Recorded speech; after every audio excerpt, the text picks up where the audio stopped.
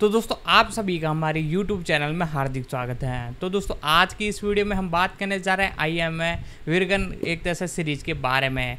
जी हाँ दोस्तों, इसे प्राइम वीडियो के OTT प्लेटफॉर्म पर रिलीज़ किया गया है और साथ ही हिंदी के अंदर भी अवेलेबल है। तो आज की इस वीडियो में हम इसी सीरीज़ के ऊपर बात करने जा रहे हैं। इस सीरीज़ के अंदर हमें बताया गया है एक लड़के की स्टोरी है जो कि अपनी हाइट में बहुत ही बड़ा रहता है। उसे किस किस एक तरह से परिस्थिति से गुजरना पड़ता है और क्या क्या उसे सहना पड़ता है, साथ ही साथ वो कैसे रिलेशन अपना बनाएगा। इसी पर एक तरह से कॉमेडी सीरीज ये आपको देखने को मिलने वाली है। साथ ही साथ आज इस वीडियो में हम इसी का रिव्यू करने वाले हैं, इसे एक्सप्लेन करने वाला है और जितने भी फैक्ट है और प्री प्रोडक्शन कास्टिंग से रिलेटेड जितनी भी डिटेल है सारे के सारे मैं आपको बताने वाला हूँ। यानी टोटल मिलाकर सब कुछ इस मूवी के बारे में आज हम जानेंगे। क्या आपको ये सीरीज़ देखनी चाहिए या आपको ये नहीं देखनी चाहिए, सारी कुछ डिटेल मैं आपको बताऊंगा। तो वीडियो को लाइक करते हुए हमारे चैनल पर नए हो तो सब्सक्राइब कर दें। तो दोस्तों इसके बारे में जानना चालू करते हैं।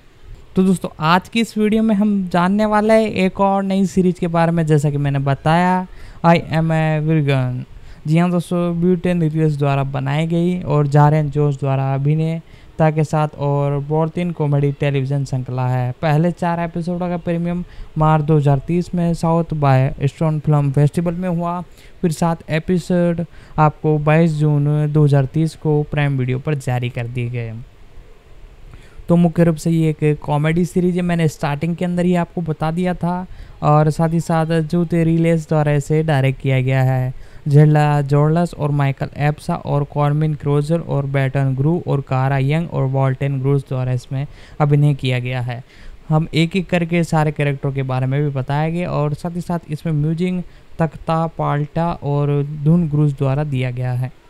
साथ ही साथ इसी के साथ इसे संयुक्त राज्य अमेरिका में रिलीज़ किया गया है। इसकी लैंग्वेज की बात की जाए तो इसकी लैंग्वेज इंग्लिश है। सेक्शनों की बात की जाए तो 1 सेक्शन आ चुका है और एपिसोड की बात की जाए तो तकरीबन 7 एपिसोड आपको देखने को मिल चुके हैं। जी हाँ दोस्तों, इसी के साथ एक एपिसोड की लेंथ तकरीबन 20 से 40 मिनट है और इसकी एडिटिंग शायद हरदन और रोन रांची ने की है। साथ ही साथ इसकी प्रोडक्शन कंपनी मीडिया रेस और अमेजोन स्टूडियोज़ द्वारा इसे प्रोड्यूस किया गया है और मूल नेटवर्क आपको ये प्राइम वीडियो पर देखने को मिली है और 30 जून 2030 को ऑफिशियल रूप से इसे रिलीज़ किया गया है। साथ ही साथ दोस्तों, कूट एक 13 फुट लंबा और 19 वर्षीय खेत व्यक्ति है जिसने कि कैलिफोर्निया के ऑर्टन में उसकी चाची लाफ्रिंस और चाचा मार्टिन ने पाला है। किशोर राजनीतिक कार्यकर्ताओं के एक समूह द्वारा गलती से खोजे जाने तक उसे बाहरी दुनिया से बचाया जाता है। जी हाँ दोस्तों, इस सीरीज़ के अंदर जैसा कि मैंने बताया एक लड़के की कहानी है और जहाँ ने जर्नेट कुट के रूप में इसमें रोल निभाते हुए नजर आया। मार्टिन के रूप में माइकल एप्स और ऑर्फिन के रूप में कारमे जॉर्गन, साथ ही साथ जेफलिस हीरोज़ के रूप में वाल्ट ग्रोस और फैक्स के रूप में ब्रैड ग्रो और कारा यंग्स के रूप में जॉनसन के रूप में और उसके ट्रूप के रूप में एलियन ब्रोस आपको देखने को मिले हैं। साथ ही साथ दोस्तों, फ्लोर्स के रूप में ओलियस विक्सटीन आपको देखने को मिले हैं। एपिसोडों की बात की जाए तो तकरीबन 7 एपिसोड है। 23 जून को इसे ऑफिशियल रूप से रिलीज़ किया गया है। साथ ही साथ दोस्तों, प्रोडक्शन की बात करते हैं तो 22 जून 2020 को ये बताया गया कि रेले मीडिया रेस के एक जैसे माइकल एरबॉल के साथ नई श्रृंखला बना रहे हैं जिसमें जेरन जॉर्फन ने अभिनय किया है, जिसका आई एम वीरगन नाम रखा गया है। रिलीज ने 2019 में लिखते हुए कहा कि 14 दिसंबर 2020 को ये बताया गया कि आधे घंटे की श्रृंखला मीडियो रेस और अमेजोन स्टूडियोज़ के बीच से उत्पादन होगा और माइकल एल्गस और जून्स के साथ लियर्स के साथ में देखने को मिली। तो दोस्तों इसी के साथ इनके बारे में कुछ और भी डिटेल है जो सारी की सारी मैं बताऊंगा। कैरेक्टर के बारे में बताऊंगा। पहले तो इसके क्रिएटर के बारे में हमने कुछ बेसिक डिटेल आपको बताई थी। साथ ही साथ अब कैरेक्टर के बारे में बात करते हैं। सबसे पहले जो इस मूवी के अंदर मेन लीड के अंदर आपको देखने को मिले हैं जारेल जेरोम्स। जी हाँ दोस्तों, इनका जन्म 9 अक्टूबर 1997 को हुआ। एक अमेरिकन अभिनेता है। उन्हें बेरी जेनकिस की प्रसिद्ध ड्रामा फिल्म मून नाइट 2016 में दिखाई देने वाले एवा ड्यूस की Netflix mini series when they see us 2019 में कोरियन वैन के चित्रण के लिए जाना जाता है। उन्होंने सीमित श्रृंखला या मूवी उत्कृष्ट प्रमुख अभिनेताओं के लिए प्राइम टाइम एमी अवार्ड पुरस्कार भी जीता है। बात के लिए मूवी मिनी सीरीज में सर्वश्रेष्ठ अभिनेताओं के लिए क्रिश्चियन चाइल्ड टेलीविजन पुरस्कार भी जीता है। साथ ही साथ 9 अक्टूबर 1987 को इनका जन्म हुआ। आज इनकी उम्र तकरीबन 25 साल है। न्यूयॉर्क शहर यूएसए में इनका जन्म हुआ। मुख्य रूप से इन्होंने ग्रेजुएशन पीयूष एज ए लार्डिन हाई स्कूल से की। मुख्य रूप से ये एक अभिनेता है और 2016 से इस इंडस्ट्री में काम कर रहे हैं। जे रोज का जन्म और पालन पोषण बॉक्सिंग न्यूयॉर्क में हुआ था।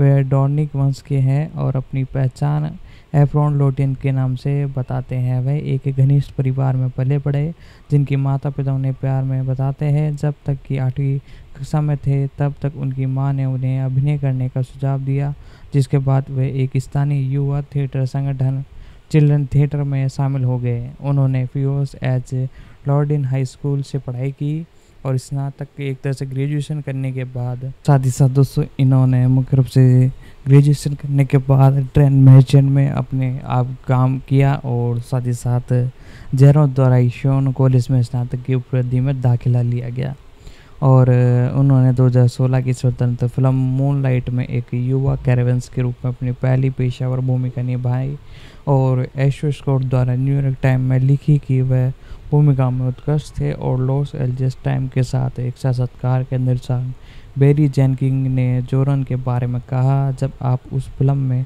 जेरल को देखते हैं तो वह ऐसा व्यक्ति नहीं है जो कि अत्यधिक ध्यान कर रहे हो और एक कठिन सीख है। ये आश्चर्यजनक है।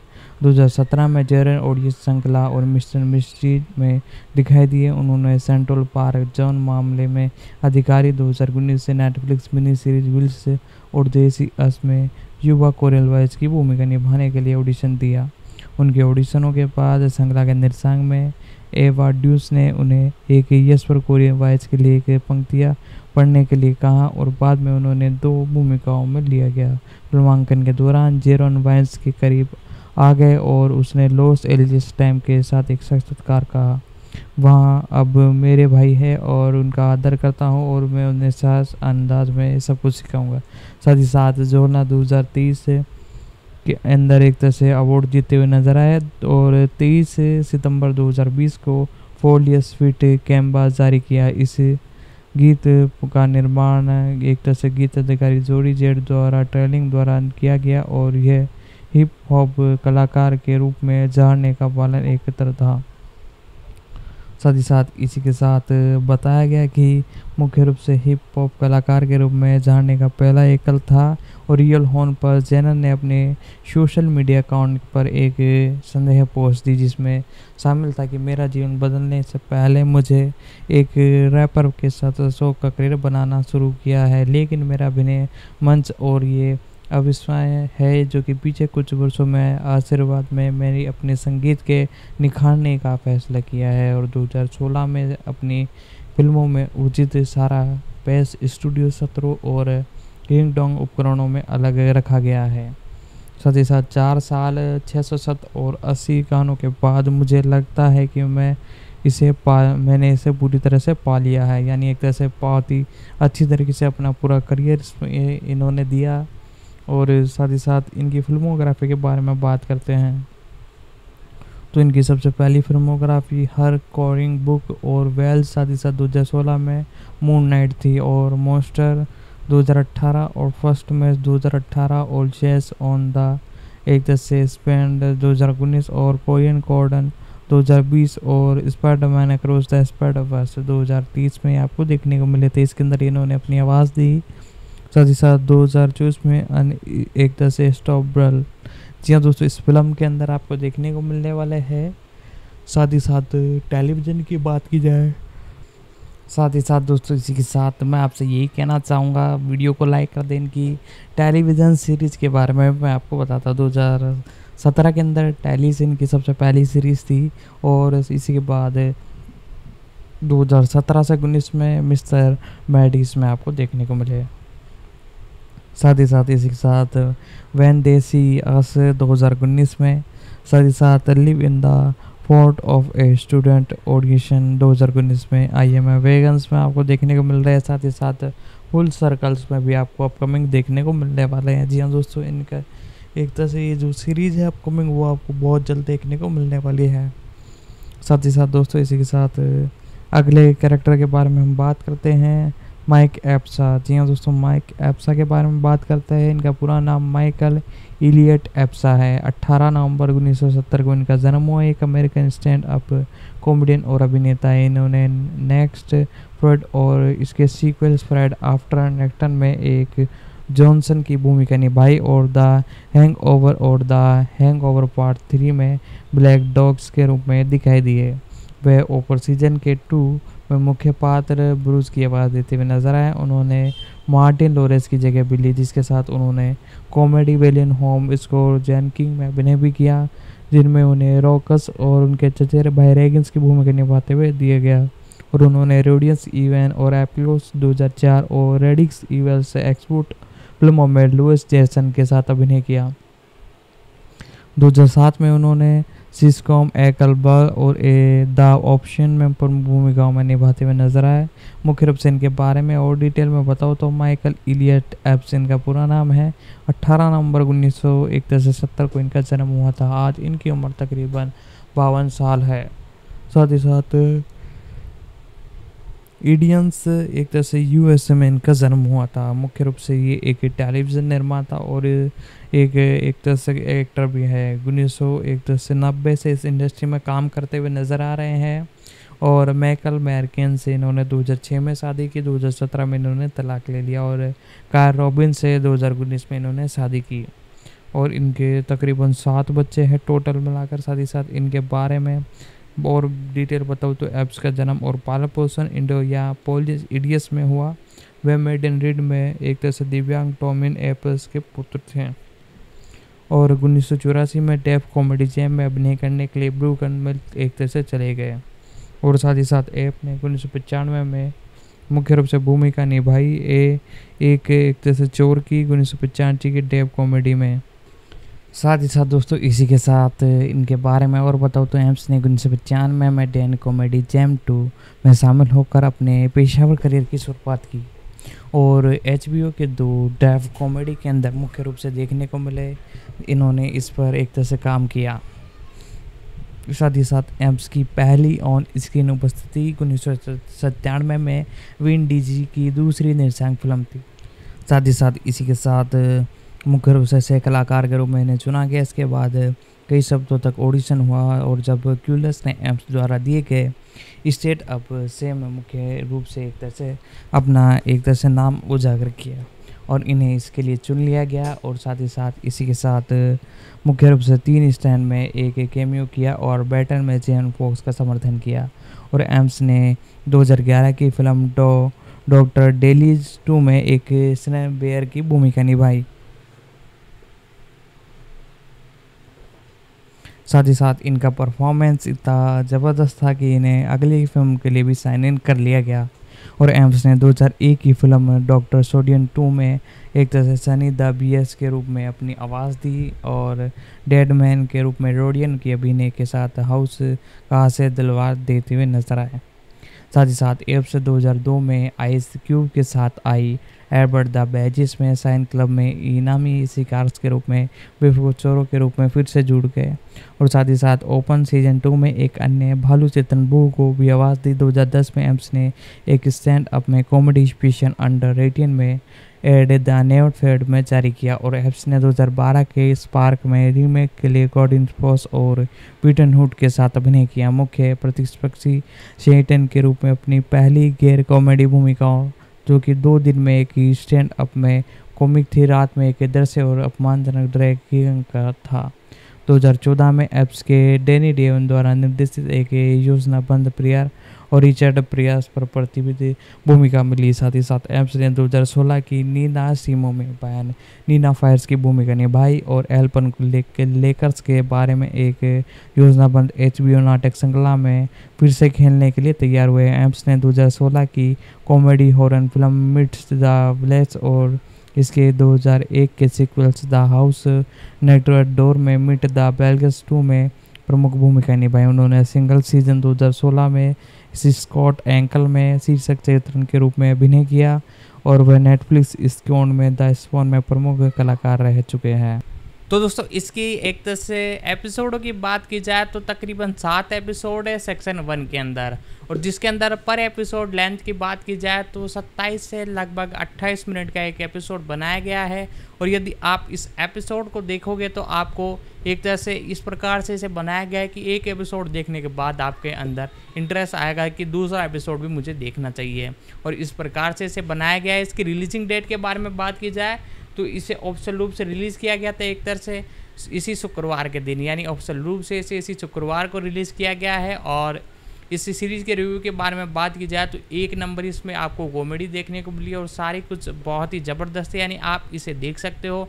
यदि आपने प्राइम वीडियो का सब्सक्रिप्शन ले रखा है तो बहुत अच्छी बात है, वरना मैं एक नीचे डिस्क्रिप्शन में एक लिंक दे दूँगा, यदि आप उससे लेते हो तो आपको 50 से 60% का डिस्काउंट जरूर मिल जाएगा। साथ ही साथ और भी कई अपडेट है वो सारी की सारी मैं आपको बताने वाला हूँ, तो वीडियो को लाइक कर दें और दोस्तों और डिटेल इसके बारे में जानना चालू करते हैं। और साथ ही साथ एम्स ने जिम जॉनसन और स्कैन बेल में एल्बम जीन्स और इस्कॉन गैंग प्रोड के साथ में अभिनय माइकल एप्स की मेज़बानी में की। और एम्स ने जी यूनिट के 2008 के मिक्स सेट एल्टिन इन द सैंड की मेज़बानी की, जो कि ट्रैक हॉलबिन 2 में प्रदर्शित था, जो 2008 में आई, और इसे मूल रूप से वो बो युंग जोंग की विशेषता के साथ रिकॉर्ड किया गया। ये गाना फिल्मांकन ऑडियो पर है और एल्बम एनबी के साथ भी इसे एक तरह से फिल्माया गया। 27 अक्टूबर 2009 को रिलीज़ हुई और एम्स ने रैपर फ्रेंच मोर्टन के मैकविड और साथ ही साथ द चीज़ के साथ भी इसे समर्थन किया। और अंडररेटेड में द नेवर फोर्ड में उनकी स्टेट अप में कॉमेडी का एक हिस्सा बैंड मीटर एवन के गीत I am a on working के लिए इसके ईपी और हेल द सीक्वेंस में और ट्रैक रैनमन के लिए एक अनुमान किया गया। जैके कॉलस और मीटन ने नेप्टन रिकॉर्ड और आई ए के रूप में भी जाना गया। 2006 में इन्होंने स्थानीय कलाकार फिलिक्सन की अनुबंधी की। साथ ही साथ इस कलाकार को नशीले दावों के अभिनय के लिए 3 बार एक तरह से अभिनय में लिया गया और 3 साल की सजा काटने के बाद हाल ही में जेल से रिहा किया गया था, जिसमें वह एक बड़ी मात्रा में नशीले पदार्थ का संगीत वितरक थे। और साथ ही साथ इसी के साथ इनका बारे में फिल्मोग्राफी के बारे में बात कर लेते हैं, और ज़्यादा कुछ डिटेल अब इनके बारे में है नहीं। तो मुख्य रूप से इनकी फिल्मोग्राफी 1986 में, वैरगन इंटेंशन और स्टेक्स 1987, साथ ही साथ सैली फिशन 1999, नेक्स्ट फ्राइडे, 3 स्ट्रिक्स और बैट 2000, और साथ ही साथ डॉक्टर डॉलिट 2 और हाउ एक तरह से हाउ हाई और ऑल अबाउट द बैंगनीज, साथ ही साथ फ्राइड आफ्टर नेक्स्ट और मेडी मोस्ट वांटेड और द फ्लाइंग टेम्पलेट, साथ ही साथ 2004 में रेडियंस एविल एयर क्लोज, साथ ही साथ गेस वू और द हॉर्मियंस और रूल बॉन्ड, साथ ही साथ समथिंग न्यू और टाल्क टू मी, साथ ही साथ 2007 में रेडियन ईवल एक्सक्लीज, साथ ही साथ वेलकम होम रीजिस जैंक्सन और हैंकोस और द ग्रैंड, साथ ही साथ the adventure of the blue cat and three man और ओपन सेक्शन 2 और सौ मैंने एक तरह से थी और नेक्स्ट डे एयर, साथ ही साथ द हैंगोस 2009 और जैंकी प्रमोटेड मुख्य रूप से 2009, साथ ही साथ लव चोरकिन एंड स्केट रीजन और लॉटरी टिकट 2010 में देखने को मिले और फास्टर, साथ ही साथ दोस्त इसी के साथ और भी कई भूमिकाओं में आपको देखने को मिले, साथ ही साथ स्कूल डांस, साथ ही साथ बेशन और सेवंथ एंड द वास्टिंग और स्टिगन केस और नींस और टीम लाइफ, साथ ही साथ गर्ल्स ट्रैप और वेयर एज द मनी और अंकल ट्रैप और एक्टर ऑफ द वॉलिस और लव जैकेट और डेट विश के अंदर 2018 में देखने को मिले, सुपर कॉन में देखने को मिले, डोंट गेट काउंट 2018 में देखने को मिले, साथ ही साथ the last black man in the सेंचुरेशन और टॉप 0 में देखने को मिले, साथ ही साथ हाउ हाई 2 में देखने को मिले और डोनेट इन माई नेम और ए कंपोर्ट स्टोरी, साथ ही साथ द हाउस नेक्स्ट डोर 2021 में देखने को मिले, साथ ही साथ ऑन द कम अप और यू एक तरह से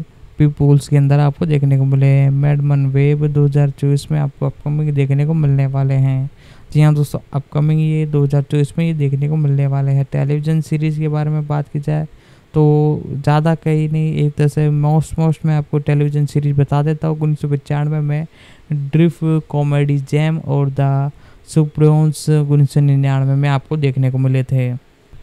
साथ ही साथ दोस्तों इसी के साथ इनकी बहुत अच्छी एक तरह से भूमिका थी 1999 में द स्पॉन्सन, साथ ही साथ डीप कॉमेडी जेम 2006, साथ ही साथ फंक फ्ली फुल टॉर्टन और साथ ही साथ अंकल ब्लूक में आपको देखने को मिले।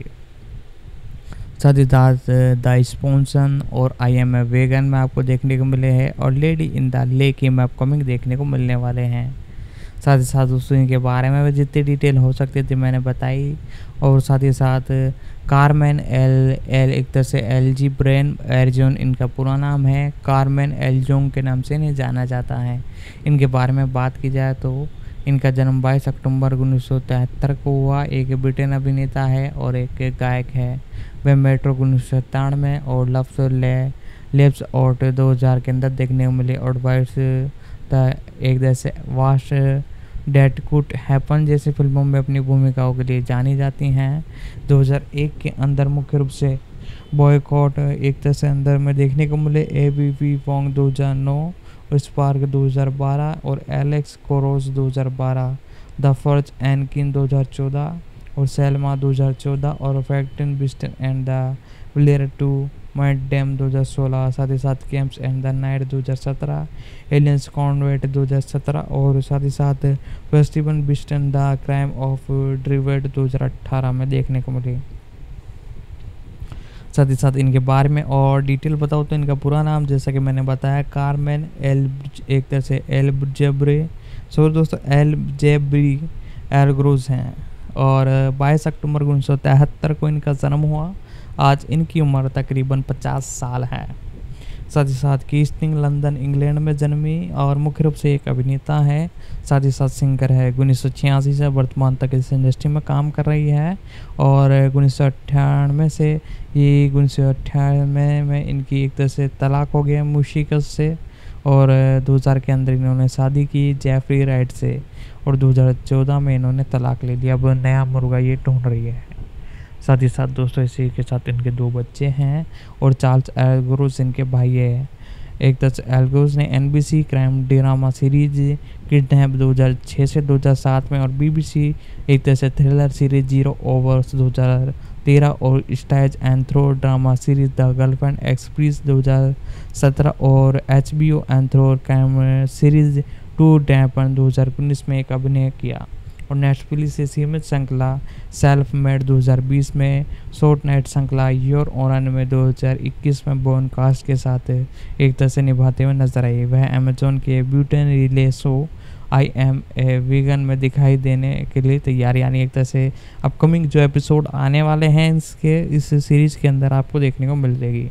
और एल्ग्रोज का जन्म 22 अक्टूबर 1973 को वेस्टिंग एक तरह से लंदन इंग्लैंड में हुआ। वे एक स्कॉटिंग माँ और एल्विस एक तरह से पिता से जन्मी हैं।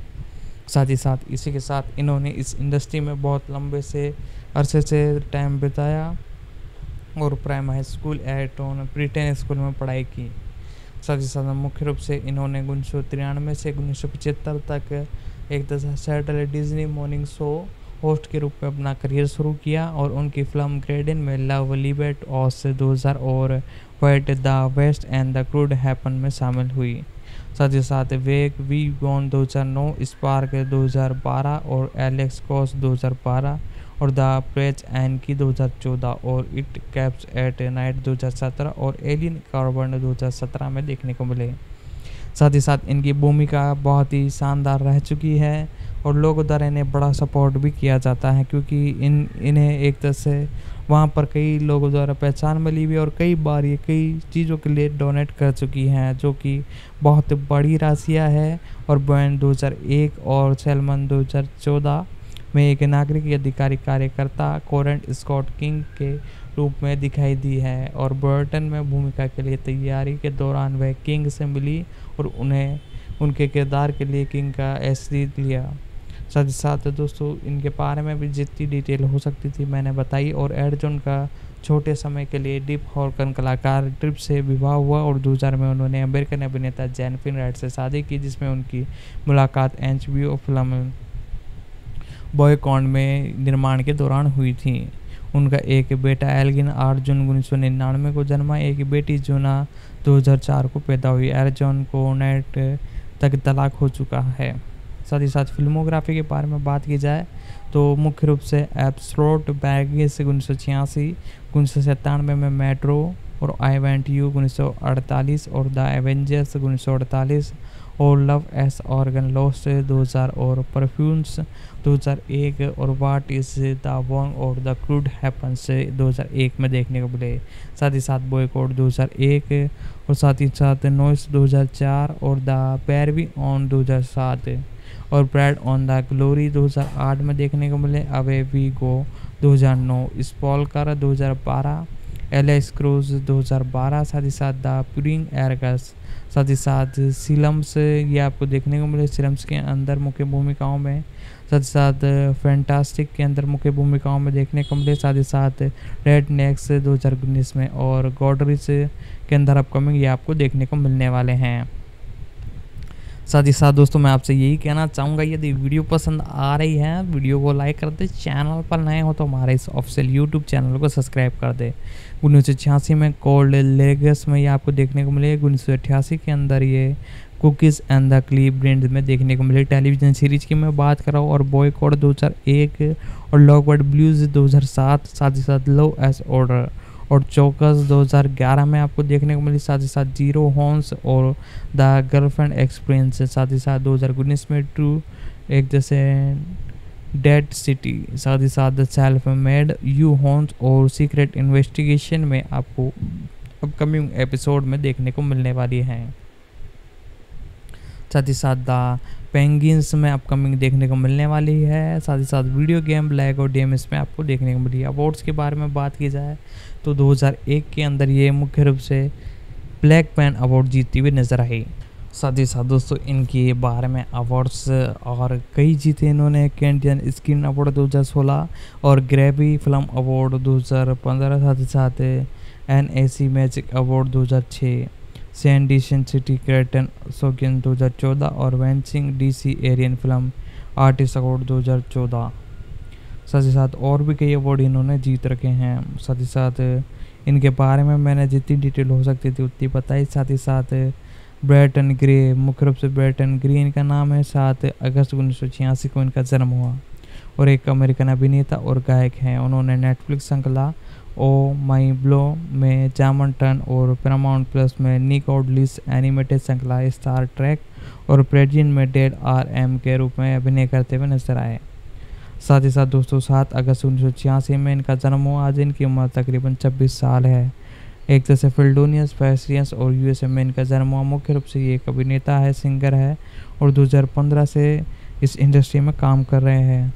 साथ ही साथ गुरु का जन्म और पालन पोषण फिल्डोन फेशिंग में हुआ और उन्होंने 6 साल की उम्र में अपने पहले स्कूल नाटक में अभिनय किया। इसके बाद उन्होंने 7 साल की उम्र में संगीत अकादमी में पहले पेशेवर शो में प्रदर्शन किया और गुरु ने थिएटर से प्रमुख के रूप में कीस्टन और पॉर्किन में आर्टन के लिए विडोशन हाई स्कूल में दाखिला लिया और 2014 में स्नातक की उपलब्धि प्राप्त की। निर्माताओं के लिए गैप्सन पढ़ने के बाद गुरु को ऑनलाइन माइंड ब्लॉग 2018 से 2021 में जामन की भूमिका पेशावर की और यह उनकी प्रमुख अभिनय भूमिका है। वे इस भूमिकाओं के प्रति आकर्षित हुए और उन्होंने खुद को जहलाम में देखा और उन्होंने द फेंडर के रूप में एक साक्षात्कार में कहा कि वे उन्हें शारीरिक कॉमेडी के साथ अपने अनुभव का विस्तार करने की उम्मीद है और एक ऐसी शैल जिसमें उन्होंने पहले कोई अनुभव नहीं था। ग्रो की 2019 की नेटफ्लिक्स सीमित श्रृंखला वेंस दे सी अस में एक छोटी भूमिका थी। ग्रो ने अपना पहला एकल क्रोड और थिंग्स और जून 2018 में जारी किया और उनका EPEG 7 अगस्त 2018 को उनके जन्मदिन पर जारी किया गया।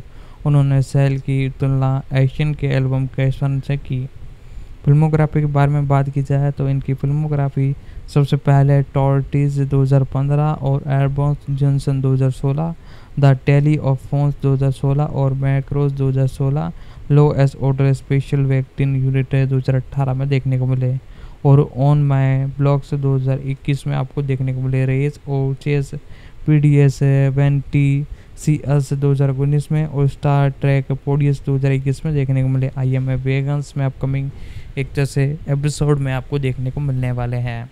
तो दोस्तों इनके बारे में भी जितनी डिटेल हो सकती थी मैंने बताई और भी कई अपडेट है, सारी की सारी मैंने आपको बता दी। तो अब बात करते हैं कारा यंग के बारे में। कारा यंग इनका पूरा नाम है, एक अमेरिकन अभिनेत्री है और इन्होंने नाटक में सर्वश्रेष्ठ फीचर अभिनेताओं के लिए टोनियन पुरस्कार के लिए 2 बार नामांकन प्राप्त किया है। 2012 में क्राइड में नोटिन की भूमिकाओं के लिए, 2030 में कास्ट ऑफ लिविंग में जैस की भूमिकाओं के लिए।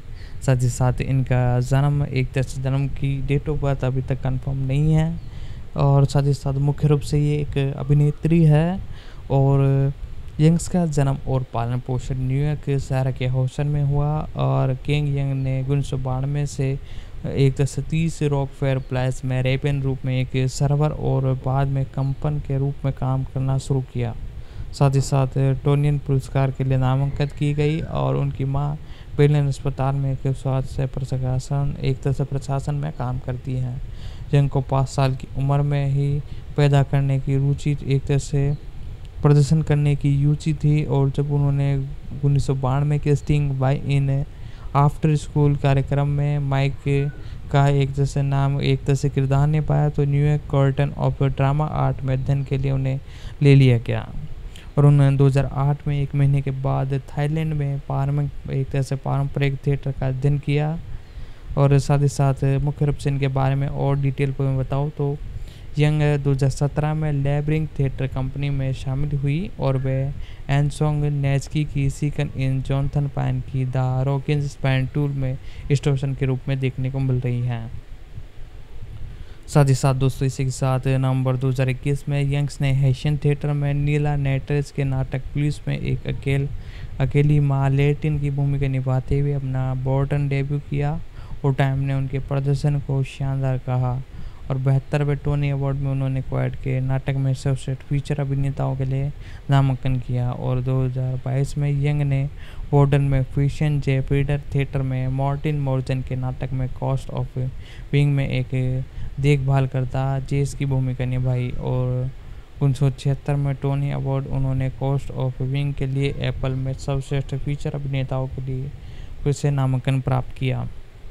साथ ही साथ इनकी एक तरह से उपलब्धियाँ भी बहुत ही ज़बरदस्त थी। इन्होंने इस इंडस्ट्री में बहुत नाम कमाया है।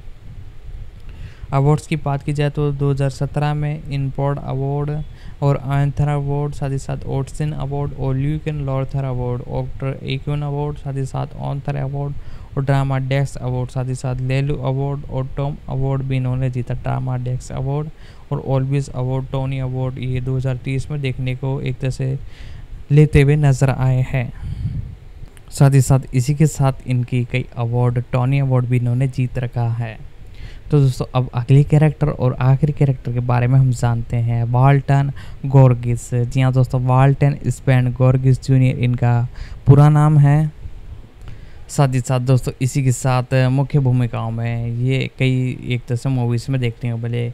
मुख्य रूप से 10 नवंबर 1971 को जन्म हुआ एक अभिनेता है और इन्हें द शील्ड 2002 से 2008 के लिए जाना जाता है। साथ ही साथ जॉर्ज फ्लीड 2010-2015 के लिए भी जाना जाता है। साथ ही साथ वॉइस प्रिंसिपल 2016 से 2017 में और द राइटर्स जॉनसन 2018 से वर्तमान तक। साथ ही साथ इन्वेंशन एक तरह से 2021 से वर्तमान तक और कई और भी टेलीविज़न सीरीजों में अभिनय करते भी नज़र आ चुके हैं। साथ ही साथ जिफ्टन पर उनकी काम के लिए उन्हें ड्रामा सीरीज़ में उत्कृष्ट सहायक अभिनेताओं के लिए प्राइम टाइम एमी अवार्ड से नामांकन किया गया है। और वॉल्टन सैड गॉर्गन जूनियर इनका पूरा नाम है। 10 नवंबर 1971 को इनका जन्म हुआ। आज इनकी उम्र तकरीबन 51 साल है। बाल्दिन एल्बान यूएसए में जन्मे। मुख्य रूप से एक अभिनेता है। 1990 के से इस इंडस्ट्री में काम कर रहे हैं और वर्तमान तक इस इंडस्ट्री में कई अवार्ड जीत चुके हैं। नीना कौन इनकी 2001 में इन्होंने शादी की, 2004 में इनकी मृत्यु हो गई और नादिन कौन से 2011 में इन्होंने शादी की। साथ ही साथ इन्होंने प्रीटेंस 2010, लिंक एंड जॉन्ग एंचोर्ड दोनों कई एक तरह से 2012 और द हेडफुल 8 2015 और मेजर रन द डेड क्लेस में ये मुख्य भूमिकाओं में देखने को मिले। साथ ही साथ इसी के साथ इन्होंने कई अवार्ड्स भी जीते, से निर्माण भी किया और लाइव एक्शन लघु फिल्मों में अकादमी पुरस्कार भी इन्होंने कई बार जीत रखा है।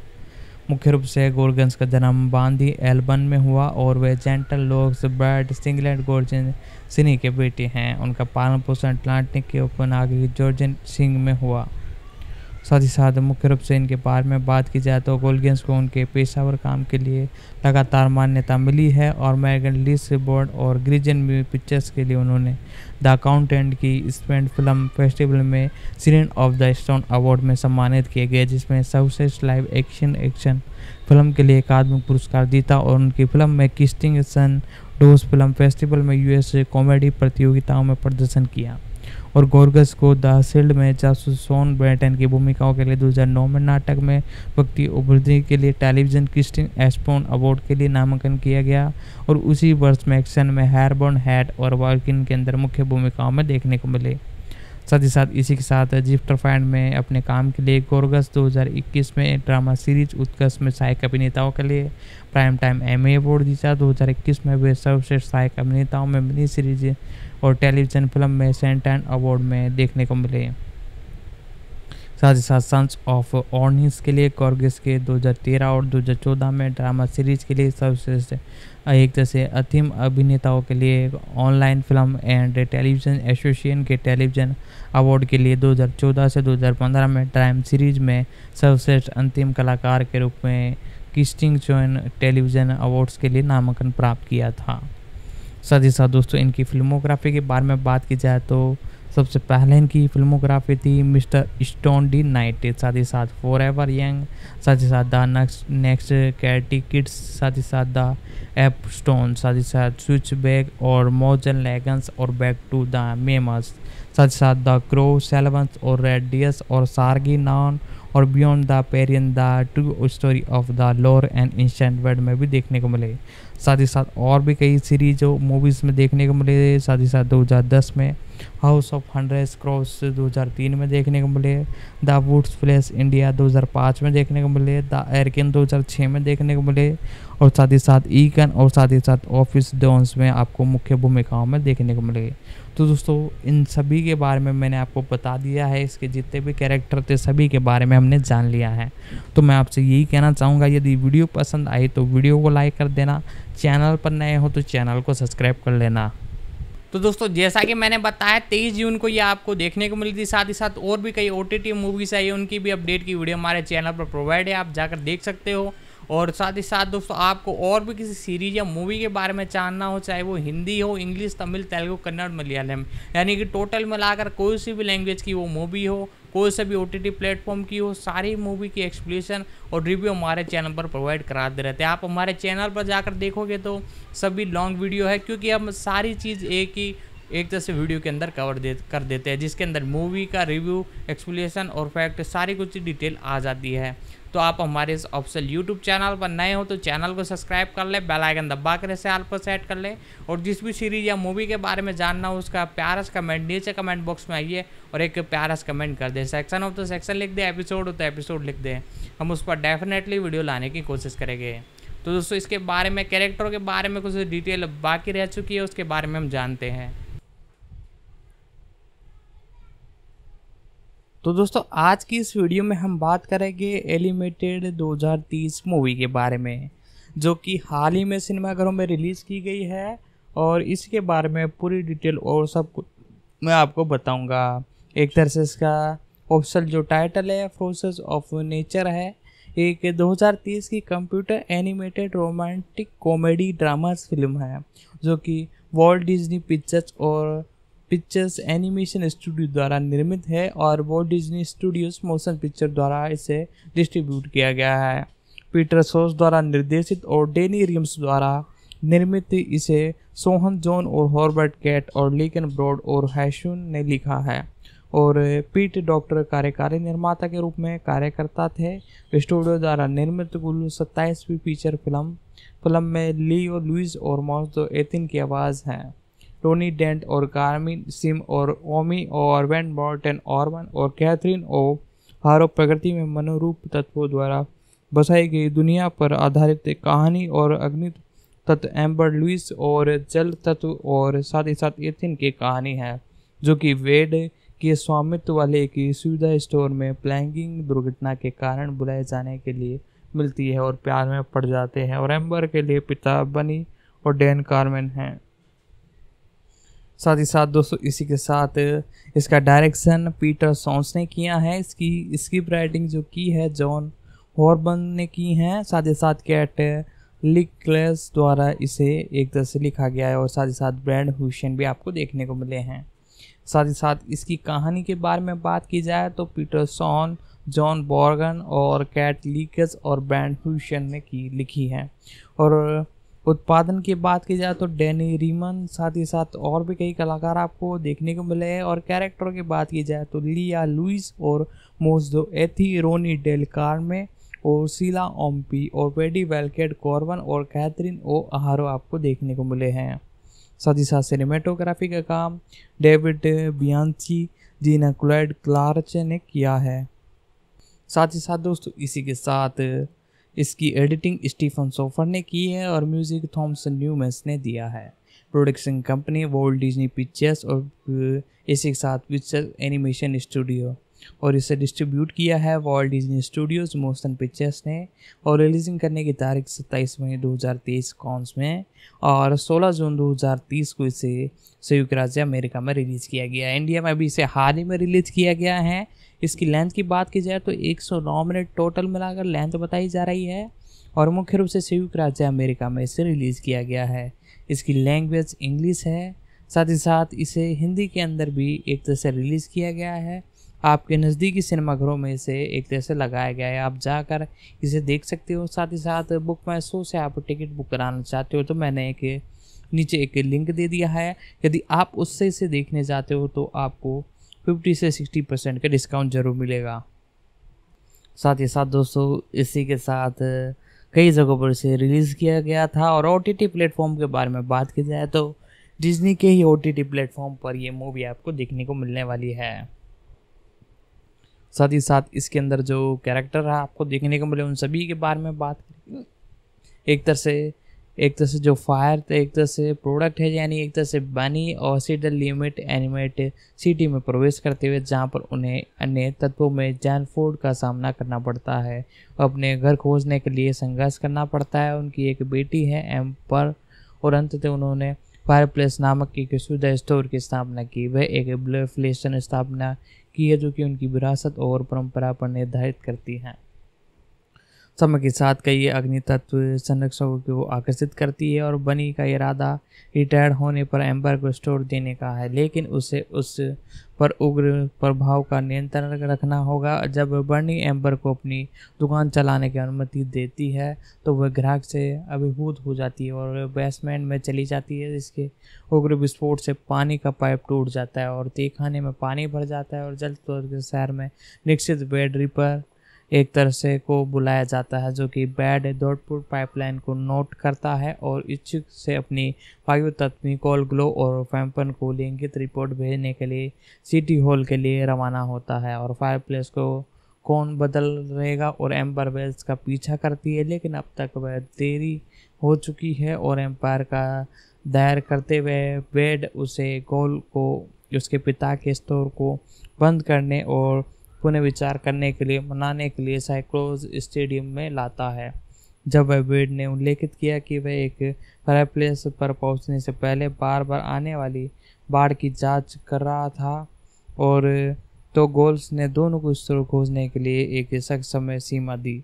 यदि वह रवन बदलने में सक्षम है तो उल्लंघन माफ़ी कर दे एक तरह से मांग लेगा और इसके साथ विश्व को स्टोर के लिए नहरों की खोज करनी है। साथ ही साथ इसी के साथ हमें बताया जाता है एम्बर इसे इनकार करती है। फिर उन्हें एक बांध में एक छेद का पता चलता है जहां से आने वाली लहरों को शहर की पाइपलाइन में बाढ़ लाने की अनुमति देती है। इसीलिए वे छेद को रेत की बोरियों से बंद करते हैं और इसी बीच बेनी पूरी फायरप्लेस में पानी के हिसाब से निपटती हैं। वेड ने एम्बर में एक साथ समय बिताया है और एक दूसरे के बारे में और अधिक सीखते हैं। बाद में वह बेड में एम्बर को सूचित करती हैं कि एक तरह से सैंडबैग ठीक नहीं एक तरह से रहे है, इसलिए वह एम्पायर बांध विच्छेद के लिए एक मजबूत सील बनाने के लिए अपनी गिलास बनाने की क्षमता का उपयोग करती है।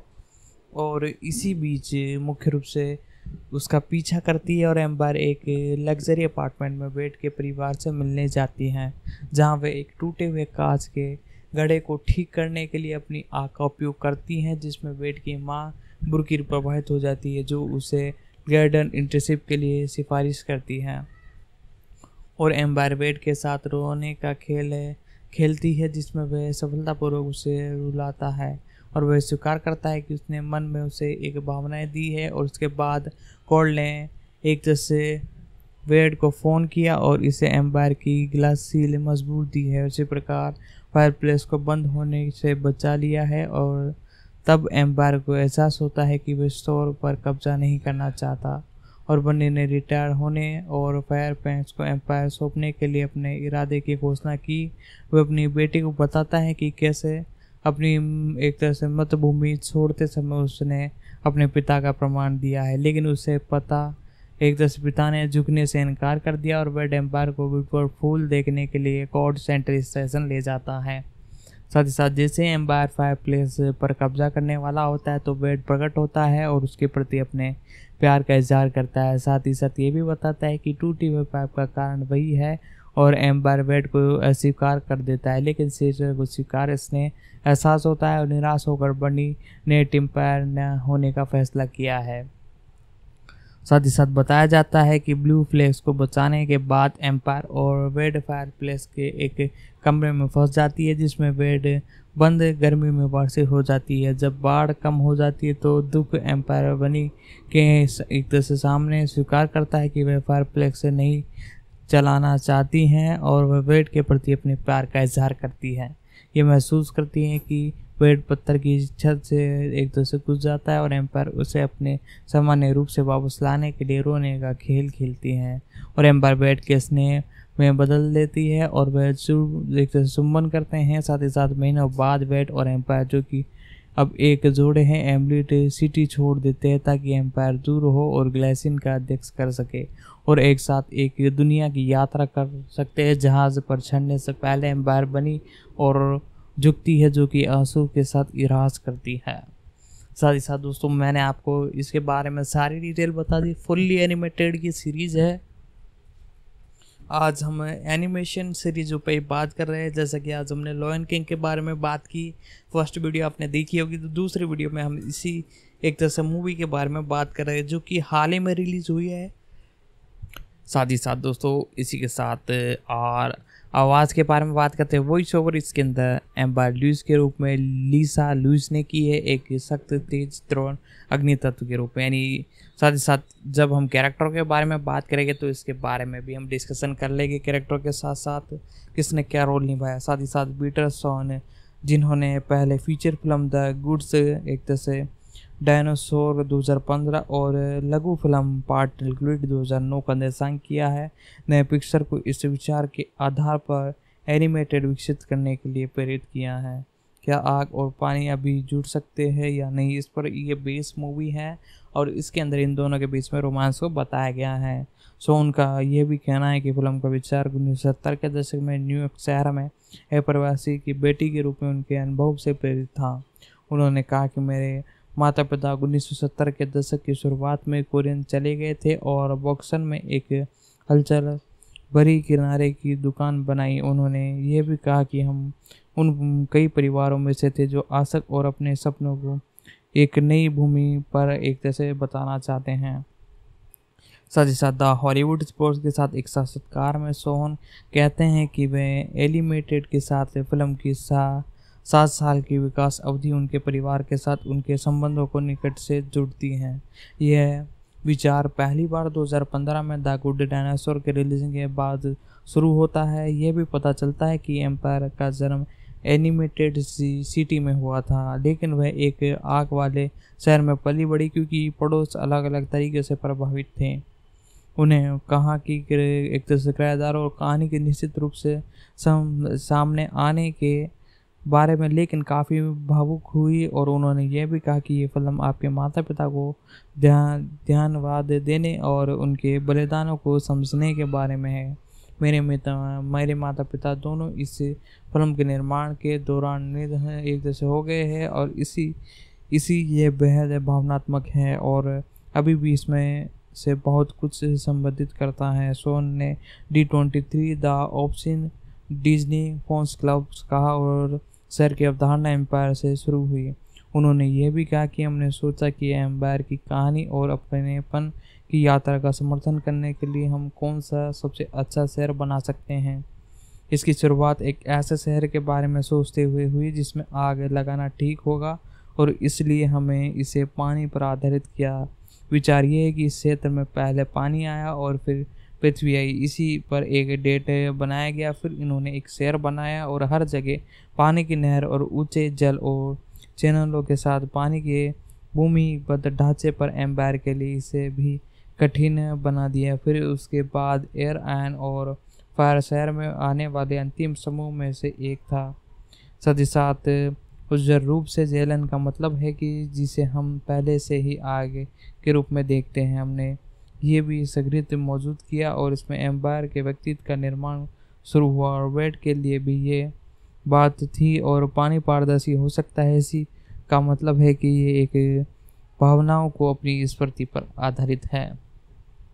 साथ ही साथ इसी के साथ 16 मई 2022 को पिक्चर्स ने एनिमेटेड नाम की एक नई फिल्म की घोषणा की जिसमें अग्नि, जलवायु और पृथ्वी के मनरूप शास्त्रीय तत्व जिसके केंद्रीय विषय के रूप में थे, जिसमें सोहन, नेसांग और डैनी से निर्माण कर रहे थे। सोहन और रेमी पहले द गुड्स डायनासोर पर एक काम करने के लिए फिर से आए और 9 सितंबर 2022 को D23 FX के दौरान सोहन, रीम और पीट डॉक्टर फिल्म्स की पहली झलक पेश करते हुए सोहन ने कहा कि हमारी कहानी क्लॉसी तत्व और अग्नि जलवायु तत्व पर आधारित है और कुछ तत्व एक दूसरे के साथ मिश्रित होते हैं और कुछ नहीं, क्योंकि यदि ये तत्व जीवित होते तो अधूरे एनिमेशन फुटेज के तुरंत बाद एक फ्लिक्स दिखाई देगी जिसमें एम्पायर और वेड को एक तरह से डेट पर जाते हुए बताया जाता है। एक पार्क में घूमते हुए दिखाया जाता है जहां वह वेड पानी के पार दौड़ने का फैसला करती हैं, जहां पर वेड पानी के पार दौड़कर फिसलकर और अपनी रोमांटिक इंद्रधनुष बनाकर एम्पायर को प्रभावित करती हैं। साथ ही साथ इसकी स्टोरी राइटिंग के बारे में बात की जाए तो टर्नी ड्रेड ने 2022 की पटकथा लेखन के लिए रचनात्मक सलाहकार वॉर्डन ह्यूस पर काम पर रखा और अंततः जॉन हॉर्टन और कैट लीकेस और हुक्सन को रिपीक बैन और क्रेडिट मिला, जबकि सोहन, बर्गन और लीकन और हैशून को स्टोर बैन क्रेडिट मिला। और सोहन ने ग्रोस हुज कॉर्मिंग 2 1997 और मुनिस्टार 1987, यू हैव गॉट मेल 1998 और एमली 2001 और माई बिग फोल्ड स्क्रीन वेड 2002 जैसी कई फिल्में दी। साथ ही साथ द बिग स्क्रीन 2017 जैसी रोमांटिक फिल्मों का में भी एक तरह से स्क्रिप्ट लिखने पर काम किया। साथ ही साथ इसी के साथ सोहन हाई स्कूल में फिल्म की उत्पत्ति के साथ अभिव्यक्ति में प्रारंभिक रूप से आवर्ती सारणी पर ढूंढते हुए नजर आए थे और छोटी चीज़ों पर चित्रित करना इन्होंने बंद कर दिया था। साथ ही साथ आत्मिक तत्व की भाषा के लिए डेविड जेड पीटर उन्होंने गेम ऑफ थ्रोन्स और ड्यून 2021 की भाषाओं का निर्माण किया और साथ ही साथ फिशर बनाई और एम्पायर के परिवार का हिस्सा थे। साथ ही साथ एक बिंदु पर हॉर्गन लीकेस ने सुझाव दिया कि फिल्म के अंत में वेड और एम्पायर को भाप से बने एक बच्चे को दिखाया जाता है, जो कि एक अवधारणा जिसके लिए उन्होंने साधारण किया, लेकिन अंततः फिल्म की शुरुआत विड्स में इसे शामिल किया है। और साथ ही साथ इसी के साथ दर्शक में प्रभावित भविष्य की विस्तृत देखने के लिए कुछ और भी हो सकता था। साथ ही साथ मैं आपसे यही कहना चाहूँगा, वीडियो पसंद आई तो वीडियो को लाइक कर दें। तो दोस्तों आज की इस वीडियो में हमने इस सीरीज के बारे में जाना, इसका रिव्यू किया, एक्सप्लेन किया, साथ ही साथ फैक्ट अपडेट जितनी भी इसकी डिटेल थी सारी कुछ मैंने आपको बताई। साथ ही साथ आपको ये ज़रूर देखनी चाहिए, बहुत ही कॉमेडियन सीरीज है, यदि आप कॉमेडी पसंद करते हो तो ये आपके लिए ही है। साथ ही साथ दोस्तों इसी के साथ आप प्राइम वीडियो के OTT प्लेटफॉर्म पर इसे देख सकते हो, हिंदी में अवेलेबल है ये, आप बहुत अच्छी एक तरह से डबिंग भी की गई है इसकी। और साथ ही साथ इसी के साथ मैं आपसे यही कहना चाहूँगा, यदि आपको आज की हमारी ये वीडियो पसंद आई है तो एक वीडियो को लाइक कर दे। साथ ही साथ जिस भी सीरीज या मूवी के बारे में जानना हो, चाहे वो 1990s की हो चाहे 2023 में रिलीज हुई, आपको सिंपली उसका कमेंट बॉक्स में एक प्यारा सा कमेंट लिखना है, हम उस पर डेफिनेटली वीडियो लाने की कोशिश करेंगे।